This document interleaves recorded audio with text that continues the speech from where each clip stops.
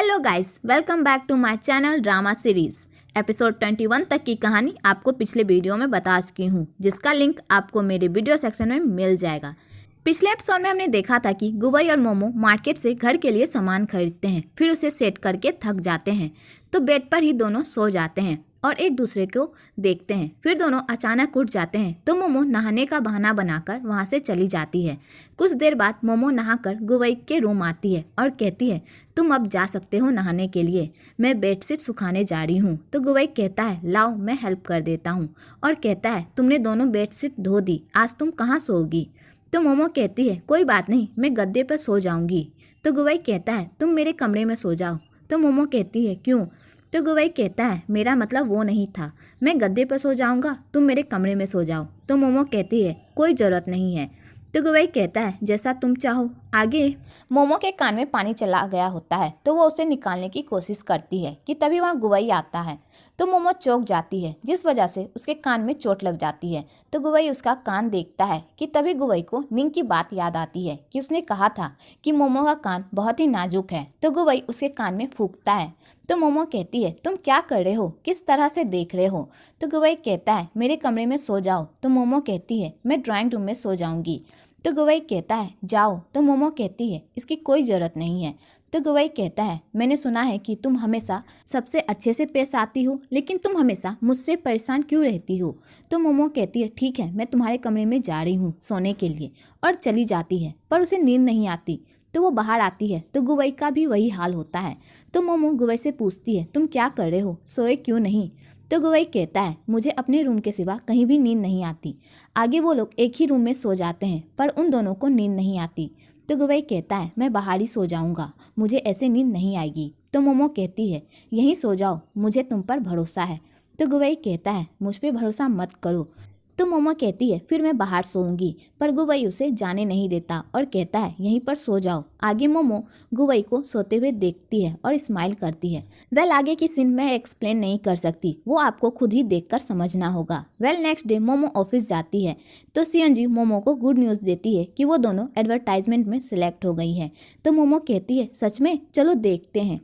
तो सियोंजी कहती है, पहले मेरी पूरी बात तो सुन लो, हमने जो आर्ट वर्क किया था उसमें हमारा नाम नहीं है। तो मोमो कहती है, क्यों, क्या वो हमें भूल गए या उनसे कुछ गलती हो गई। तो सियोंजी कहती है, नहीं, यहाँ सिर्फ केवल कंपनी का नाम लिखा हुआ है।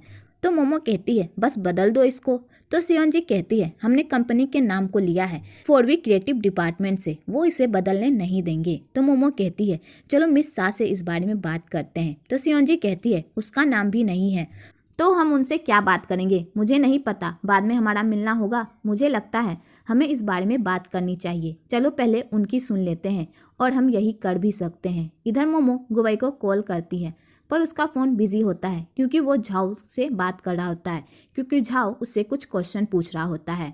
आगे सब मीटिंग में होते हैं तो बॉस कहती है, ऑरेंज जूस वाले एडवर्टाइजमेंट की बहुत सराहना हो रही है। इस अवसर पर मैं मोमो की तारीफ करना चाहती हूँ, उसने काफ़ी अच्छा प्रभाव डाला है। और कहती है, हमारे कंपनी ने डिसाइड किया है हमारे परमानेंट स्टाफ को ट्रांसफ़र पहले कर दे। कि तभी मोमो को गुवई का कॉल आता है तो मोमो उसे काट देती है और मैसेज करती है, मैं अभी मीटिंग में हूँ, बाद में बात करती हूँ। आगे सियोंजी और मोमो टेंशन में होते हैं क्योंकि उनके कंपनी वाले ने इसलिए उन्हें परमानेंट स्टाफ बना दिया ताकि वो लोग अपना मुंह बंद रख सके और अपने प्रोजेक्ट का क्रेडिट किसी और को लेने दे। आगे मोमो घर जाती है और जूता पहनकर अंदर चली जाती है तो गुवई उसे स्लीपर पहनाता है। तो मोमो कहती है, तुम आज बिजी थे। तो गुवई कहता है, मैं झाओ से बात कर रहा था। आगे गुवई मोमो को गले लगाता है तो मोमो कहती है, क्या हुआ। तो गुवई कहता है, हर वार्ड ओपन क्लास बताता है गले मिलने का महत्व, छूने का, सोने का और प्यार करने का। तो मोमो कहती है, तो तुम मुझे इसलिए गले लगाना चाहते हो। तो गुवई कहता है, क्या। तो मोमो कहती है, मुझसे दूर रहो, और जाने लगती है। तो गुवई उसे रोकता है और पूछता है, तुम नाराज़ क्यों हो।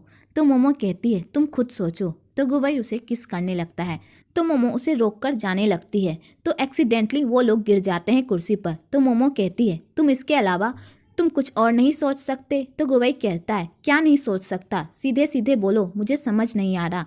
तो मोमो कहती है, पछताना मत, मैं मुद्दे पर आती हूँ। तो गुवई कहता है, मैं क्यों पछताऊँगा। तो मोमो कहती है, तुम जानते हो मैं अपसेट हूँ, फिर भी तुम क्यों कोशिश कर रहे हो मेरे करीब आने की? तो गुवई कहता है तुम ये सोचती हो मेरे बारे में?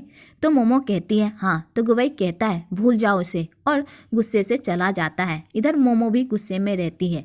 इधर फुफई और वांगशन कंपनी का पूरा खर्च जोड़ते हैं। तो फुफई कहता है हम डेट कर रहे हैं पर मैं तुम्हें बाहर नहीं ले जा रहा, क्या तुम गुस्सा नहीं हो? तो वांगशन कहती है नहीं। इधर मोमो खाना खा रही होती है कि तभी वहाँ गुवई चाय लेकर आता है और मोमो को अनजाने में गुस्सा दिलाता है। तो मोमो खाना छोड़कर गुस्से से रूम में चली जाती है। इधर फुफई और वांगशन बिजनेस की बात कर रहे होते हैं।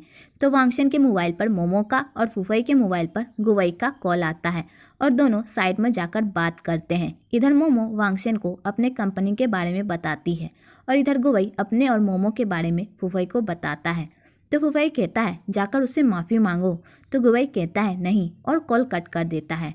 आगे गुवई एक ट्रिक लगाता है जिससे मोमो डर जाती है और बाहर गुवई के साथ बैठकर टीवी देखती है। तो गुवई उसे हॉरर मूवी का सीन बताकर डराता है। तो मोमो कहती है मुझे डराओ मत वरना मैं सच में रो दूंगी। तो गुवई कहता है मैं तो मजाक कर रहा था। आगे गुवई मोमो से पूछता है आज क्या हुआ? तो मोमो उसे सारी बात बताती है। तो फाइनली इन दोनों का पैचअप हो जाता है।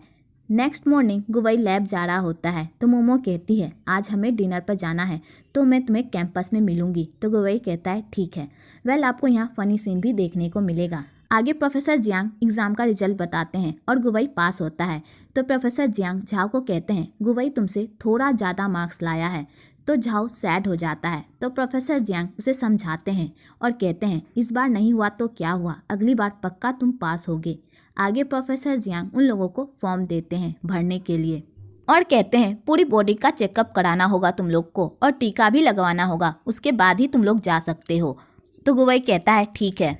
वेल आगे प्रोफेसर जियांग कहते हैं क्या तुमने अपने पेरेंट्स को बताया और अपनी गर्लफ्रेंड को कि तुम जर्मनी जा रहे हो, तुम्हारा सिलेक्शन हो गया है? तो गुवई कहता है नहीं, मैं अपना डिसीजन खुद लेता हूँ, उसके बाद मैं बता दूंगा।